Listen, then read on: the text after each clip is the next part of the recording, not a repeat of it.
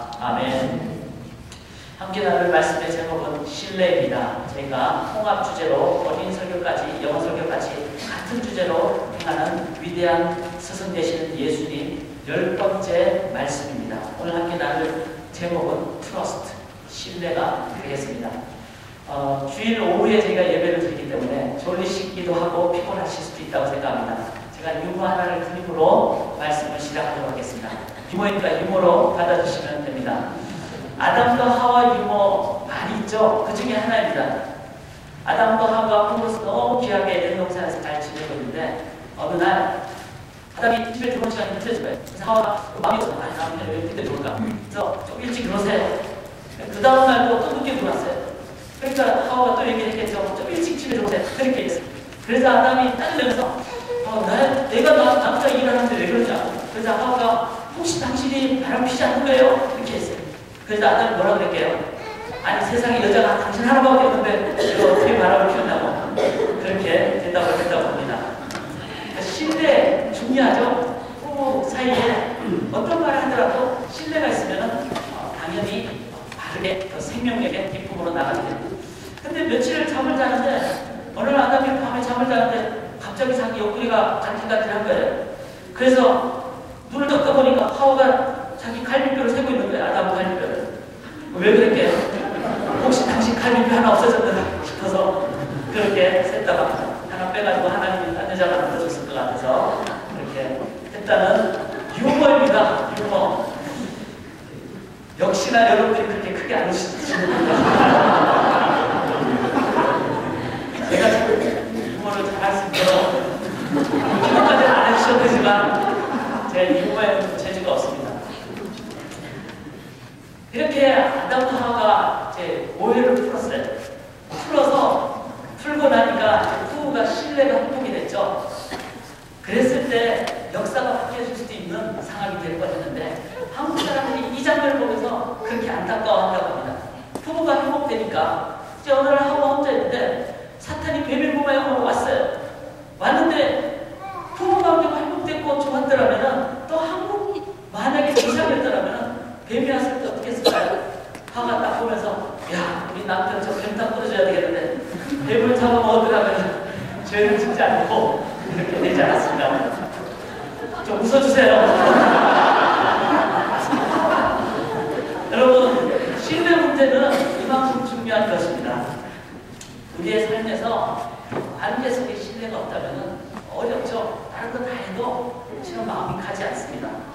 뿐만 아니라 교회 공동체가 신뢰가 없다면 그것은 실은 하나님과의 관계에서 신뢰가 없기 때문에 이웃과의 관계까지 올바르게 가지 못하는, 즉 하나님을 사랑하는 관계에서 금이 갔을 때 이웃을 내 몸처럼 사랑하는 것까지 가지 못하는, 그래서 교회 공동체는 신뢰, 교회 안에서의 이 공동체적인, 유기체적인 공동체의 모습이 사라져버립니다. 교회는 실은 하나님을 성공할 수도 없고 또 세상의 생명력으로 나갈 수도 없습니다. 그만큼 신뢰는 중요한 요소입니다. 성경에 보면 신뢰가 깨어진 관계들이 많죠. 야곱과 에서가 부모님의 다른 자녀들에게 주는 그 신뢰 때문에, 즉 이삭은 에서를 좋아했고 리브가는 둘째 아들 야곱을 좋아했고 그 결과 야곱과 에서 사이에는 신뢰가 그렇게 번복하지 못했습니다. 제자들 중에 한두 명이 하나님 자리 옆에 우리 자녀 자리를 줍시하고 제자의 부모가 그 얘기를 했을 때 제자들 간에 신뢰가 무너지는 모습을 보게 됩니다. 예수님의 제자들이 이미 사도로 사역을 하고 있을 때 바울이라는 자가 나타나서 사도 되겠다고 했을 때 다른 제자들은 바울을 신뢰하지 못했습니다. 그 결과 하나님의 복음 전파가 조금 중지되는 그런 모습이 있었습니다.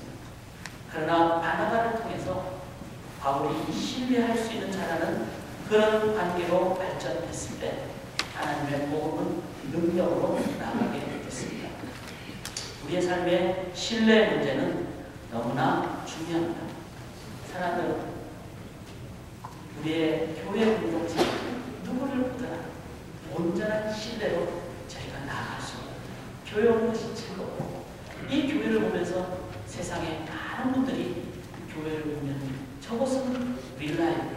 믿을만한 트러스트월 서로 신뢰하고 그 귀한 사랑의 공동체라. 그것을 볼 때 언제니 교회는 세상에 하나님을 선포하게 될 줄 믿습니다. 우리가 이 교회 안에서 진정한 신뢰를 저희들이 회복할 뿐만 아니라 발전시킬 수 있기를 바랍니다. 오늘 본문을 보면은 어떻게 하면 그 신뢰를 온전하게 세워나갈 수 있을 것인가, 그 내용이 나옵니다. 예수님께서 회당에서 복음을 증거하셨어요. 그리고 그 복음의 내용 자체가 너무 놀라운 것이었습니다. 그리고 그 복음의 핵심인 메시아가 임하였다는 것을 이제는 오늘날 응하였다 하면서 예수님께서 자신이 메시아라고 그렇게 얘기하셨습니다. 그 얘기를 듣는 순간 회당에 있었던 사람들이 예수님을 향하여 뭐라고 합니까? 저 사람 나사렛 출신 아닌가? 그리고 저 사람 목수 요셉의 아들 아닌가? 어떻게 메시아가 되는가? 예수 그리스도의 그 생명의 말씀을 믿지 못하고 신뢰하지 못하고 그 결과 구원의 길로부터 벗어날 나게 됐습니다. 신뢰했더라면 능력으로 나갔겠죠. 신뢰하지 못했기에 삶의 구원의 길로부터 벗어나는 비극을 받게 된 것입니다. 왜 사람들이 예수님을 신뢰 못했을까요? 능력의 그 말씀을 같이 회당에서 들었음에도 불구하고 왜 예수님의 말씀을 신뢰하지 못했을까요? 그것은 그들이 갖고 있었던 예수님에 대한 선입견 때문에 그렇습니다. 선입견이 뭡니까? 그것은 예수님을 어릴 때부터 봤던 자기의 인간의 눈으로 봤던 예수님의 모습을 생각했기 때문입니다. 우리의 삶에 선입견이 있으면 우리는 쉽게 남을 그 사람을 신뢰하지 못합니다. 어릴 때 너무나 아무렇게나 자라고, 그리고 어릴 때 어린 모습 그 모습만 생각한 그 선입견을 갖고 있으면 결코 우리는 그 사람의 능력 모습을 신뢰하지 못한다는 것이죠. 제가 자란 성일교회라는 곳이 있습니다. 그 교회에서 제가 목사가 된다고 했을 때 많은 사람들이 좀 의심을 하거나 좀 어려워했습니다. 저는 어릴 때 너무나 약하게, 지금도 그 모습이죠. 약하고 부족하고 연약하게 그렇게 자란 모습을 어릴 때부터 너무 많이 봤기 때문에 남 앞에 서면은 말을 할 수 없는 부끄러움을 타는 사람이었기 때문에, 그래서 제가 목사가 된다고 했을 때 많은 사람들이 신뢰하지 못했고 좀 한번 고개를 갸우뚱했습니다. 선입견을 무너뜨려야만 합니다. 하나님이 붙잡으시면 마른 막대기를 통해서도 홍해를 가르는 역사가 일어나게 될 줄 믿습니다.